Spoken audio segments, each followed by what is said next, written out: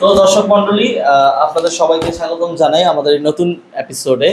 আজকে আমাদের ক্লাসে সবচেয়ে চঞ্চল একটি শিশু, ওর সাথে আমি আছি, ওর সাথে কিছু কথা বলবো এবং ওর বিষয়ে কিছু শেয়ারিং আপনাদের সাথে করব, যেন ও যা যা ইচ্ছা, ওর আকাঙ্ক্ষা এবং ওর পরিবার সম্পর্কে আপনাদের মাঝে জানাবো। তো আশা করি আপনারা ভিডিও শেষ পর্যন্ত থাকবেন এবং আপনারা মেক শিওর করেন যে আমাদের চ্যানেলটি মাস্ট বি আপনাদের সাবস্ক্রাইব করা, আর না হলে আমরা এই শিশুদের মতো বাকি শিশুদের সাহায্য করতে পারবো না। তোমরা ডাইরেক্ট ভিডিওতে চলে যাই। তোমার নাম কি? মোহাম্মদ ইয়াসিন। Yasin, very good. তো ইয়াসিন, তুমি কোন ক্লাসে পড়ো? আমি ক্লাস 6 এ পড়ি। তো তোমার জন্য আজকে আমি তেমন কিছু আনতে পারিনি, কিছু গুঁড়া দুধের প্যাকেট আনছি। আশা করি তুমি এগুলো খাবে এবং সুস্থ থাকবে। তোমার দুধ খেতে কেমন লাগে? দুধ আমার পছন্দ, একটা প্রিয় খাবার। প্রিয় খাবার, ওকে। তো ইয়াসিন, যদি বলি যে সবচেয়ে প্রিয় খাবার কি তোমার, সেটা কি হবে? আমার সবচেয়ে প্রিয় খাবার কাঁঠাল। কাঁঠাল? কাঁঠাল কি বাংলাদেশের কি ফল? মানে কি বলবো, বাংলাদেশের জাতীয় ফলের নাম কি? যাতে বলেন আমি তো কাঁঠাল। তো তুমি বললা না কেন বাংলাদেশের কি ফল বলছি, যখন বলবা বাংলাদেশের জাতীয় ফল কাঁঠাল। ইয়াসিন, কোন স্কুলে পড়ো? Vidyasagar model school. হ্যাঁ, Vidyasagar model school. Vidyasagar model school. এটা কোন জায়গায়, কোন অঞ্চলে, কোথায় অবস্থিত? এটা বউবাজার।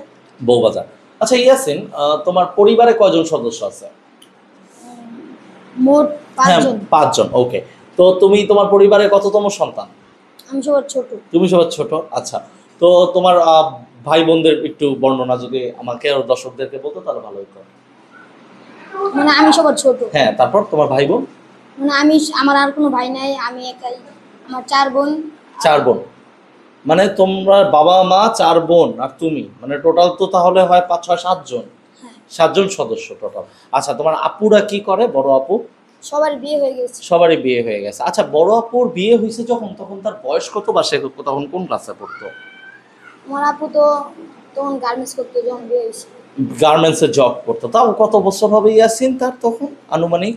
তুমি তো এখন অনেক বড় একটা ছেলে হয়েছো, তোমার তো অনেক জ্ঞান আছে, তো তুমি কি বলতে পারবে যে তোমার আপুর আমার বয়স কত ছিল? আপুর তখন বয়স ছিল 18 বছর। 18 বছর। তুমি চাইলে এটা এখানে লাগায় কথা বলতে পারো। না সমস্যা। আচ্ছা ঠিক আছে, একটু কাছে আনলে পরে শোনা যাবে। যাই হোক, তো তারপরের জন যে তোমার মেজো আপু, ওনার বিয়ে হয়েছে কত বছর বয়সে?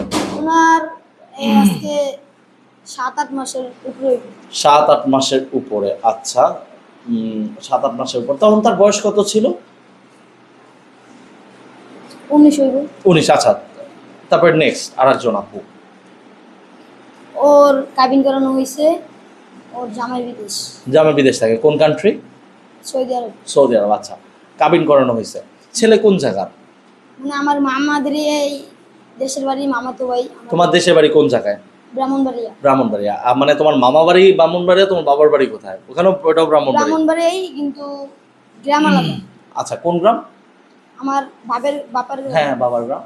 সেটা হলো গিয়া পূর্বহাটি।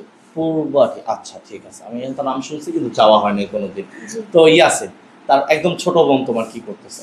ছোট বোনের বিয়ে হয়েছে কয়দিন আগে, পরে এখন শ্বশুর বাড়ি। শ্বশুর বাড়ি। তাও তো তোমার ছোট বোনের মানে মানে তোমার আগের জন যে, ওনার বয়স কত ছিল যখন বিয়ে হয়েছে? বয়স কত হইব? 16-17 হইব। ও, তুমি কি জানো 16-17 বছরে বিয়ে দেওয়াটা একটা অপরাধ? জি। এটা কি অপরাধ, তুমি একটু দর্শকদের না। মাঝে যদি তুলে ধরতে। না, এটা ভুল হয়ে গিয়েছে।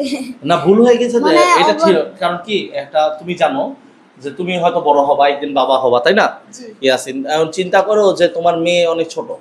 এখন বাংলাদেশের এখনকার দিনের প্রেক্ষাপটে কিন্তু মানুষ চিন্তা করতেছে তোমার বাবারা বা আমার বাবারা বা তার বাবারা, মানে আমার দাদুরা বা আমার নানারা কি চিন্তা করে যে মেয়ে মানুষ হলে গিয়ে একটা বোঝা, এটা আমরা সরাই দিই, তাই না? জি। কিন্তু আমরা তো মডার্ন, তুমি আমি, আমরা তো এখন অন্য ধরনের চিন্তা ভাবনা করি। আমরা তো ফোন আছে, আমরা কিন্তু আমাদের নানাদের, ধরো ইয়াসিন তুমি থাকো কুড়াইলে, আমি থাকি সাভারে, হ্যাঁ। এখন আমি তোমাকে যদি বলি যে আমরা এখন আছি 1900 সালে, 2000 না 2025 সালে, আমরা আছি 1900 সালে। তো তোমাকে যদি আমি একটা চিঠি পাঠাইতাম ওই টাইমে, তো চিঠিটা আসতে কয়দিন সময় লাগবে তুমি জানো? প্রায় 5 দিন।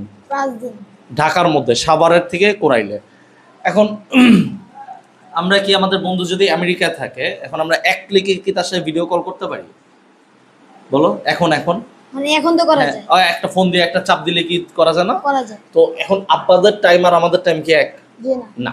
তো এখন আমাদের তো সচেতন হতে হবে, তাই না? এটা ভুল হয়েছে, সেটা তো আমরা মাইনে নিলাম। তো ইয়াসিন, তোমার বড় হয়ে কি হওয়ার স্বপ্ন?